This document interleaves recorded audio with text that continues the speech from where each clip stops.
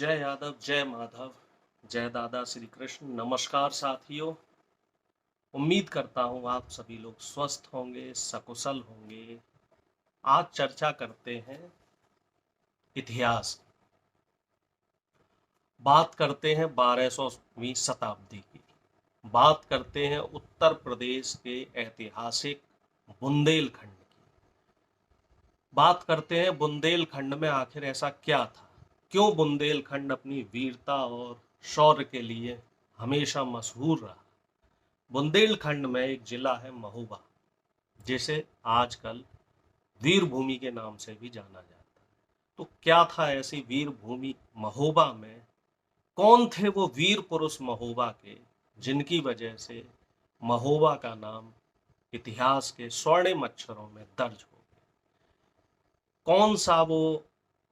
कौन सी वो जगह थी महोबा की जो बनाफर नाम से प्रसिद्ध है, और कौन थे वो वीर पुरुष जिन्होंने 52 बार लड़ाइयां लड़ी और पृथ्वीराज चौहान को, इतिहास में ये दर्ज है कि पृथ्वीराज चौहान से तकरीबन 52वीं बार उन्होंने 52 बार लड़ाइयां लड़ी हैं, युद्ध किए हैं। बड़े शौर्य और पराक्रम के उनके किस्से हैं। गांव और लोकगीतों में उनका नाम मशहूर है, फेमस है। और उनको भगवान युधिष्ठिर और भीम का अवतार भी माना जाता है। जी हाँ, हम बात कर रहे हैं वीर अहीर आला की। बात क्यों कर रहे हैं? क्योंकि 25 मई को उनका जन्मदिन है और बड़ा ही ऐतिहासिक दिन है। बड़े ही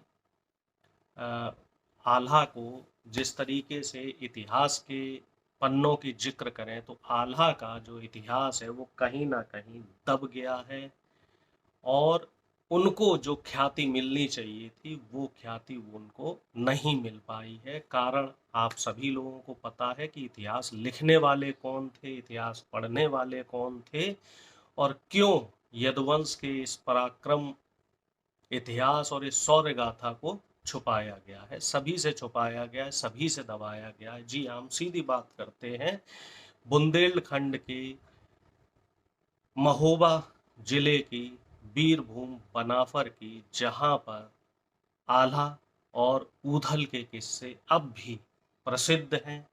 वो किला अब भी प्रसिद्ध है, वो मंदिर अब भी देखने लोग जाते हैं। कहते हैं उस मंदिर में जो पत्थर रखे गए थे, टनों टनों वजन के पत्थर, वो आला और उदल ने खुद ही अपने हाथों से रखे। ना हाथी का सहारा लिया, ना घोड़े का सहारा लिया, ना किसी मजदूर का सहारा लिया, खुद ही अपने हाथों से वो टनों टनों वजन के पत्थर रख के वो मंदिर को बनाया। आला के बारे में ये भी प्रसिद्ध है, ये भी कहा जाता है कि उनको अमरत्व का वरदान था, यानी कि उन्हें कोई मार नहीं सकता था। और यही कारण है पृथ्वीराज चौहान से उनके अनेकों बार युद्ध हुए। और आलखंड करके एक काव्य है, महाकाव्य है, उसको आप सभी लोग गूगल पे सर्च करके पढ़ सकते हैं। यूट्यूब पे तमाम उनकी वीर गाथाएं हैं, उनको समझ सकते हैं।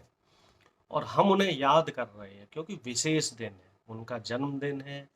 और हमारी जो युवा पीढ़ी है, हमारी युवा पीढ़ी को नहीं मालूम होगा कि 1200वीं शताब्दी में ऐसे वीर पुरुष पैदा हुए थे जिन्होंने पृथ्वीराज चौहान जैसे राजा को, जो सम्राट माना जाता है, उसको भी 52 बार हराया था, लेकिन कभी भी उनका इतिहास में जिक्र नहीं हुआ।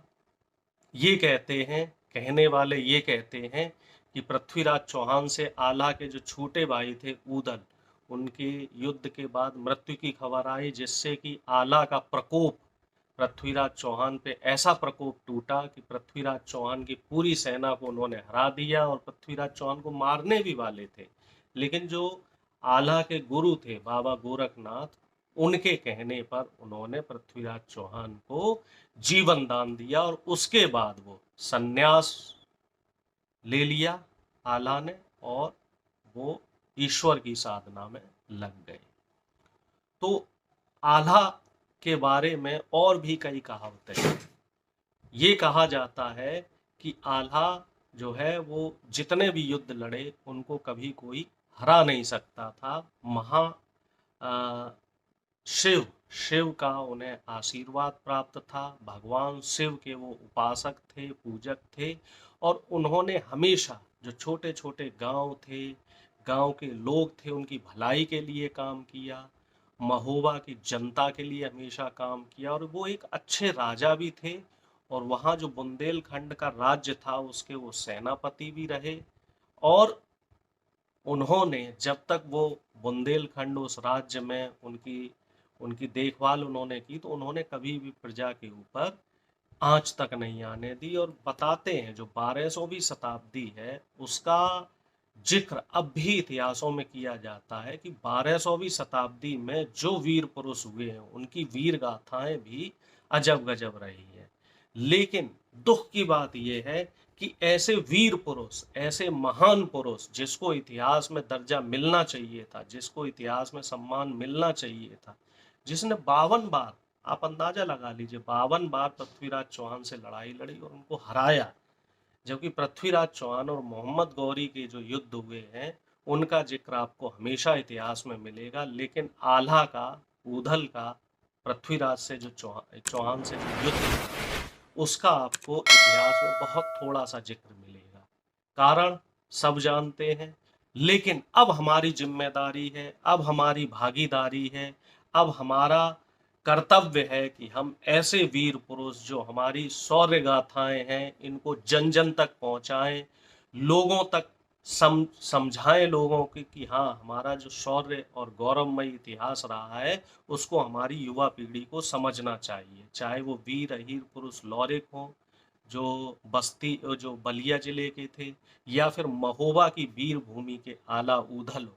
ऐसे महान वीर पुरुष जो यदुवंश के गौरव रहे हैं, हमें इनको आगे लोगों तक पहुंचाना चाहिए। और अगर आपको लगता है कि आला और ऊधल के बारे में आपको और जानकारी चाहिए या इनका और विस्तृत क्या रहा है, आप गूगल कर सकते हैं या फिर आप मुझे बताएं। मैं अपने अगले वीडियो में इनकी जो कहानियां हैं, जो इनके युद्ध के वर्णन है, उनके बारे में आपको विस्तृत रूप से बताऊंगा। उनके जीवन के बारे में भी और गहराई से बताऊंगा, जिससे कि हमारी जो युवा पीढ़ी है, हमारे जो बच्चे हैं, जो हमारे आने वाला देश का भविष्य है, ये अपने गौरवमयी इतिहास को समझे, इतिहास को पढ़े, इतिहास की जानकारी रखे और उसे भी गर्व हो, अपने यदुवंश के इतिहास पे उसे भी गर्व हो।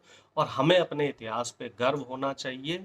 मैं अपनी बातों को यहीं ख़त्म करता हूं और हम वीर अहीर आला को याद करेंगे, उनको नमन करेंगे, उनकी शौर्य गाथा को पढ़ेंगे। इस वीडियो को आप ज़्यादा से ज़्यादा शेयर करें, लाइक करें, कमेंट करें, चैनल को सब्सक्राइब करें, मुझे सपोर्ट करें। बहुत बहुत धन्यवाद। जय यादव, जय माधव, जय आला, जय उदल।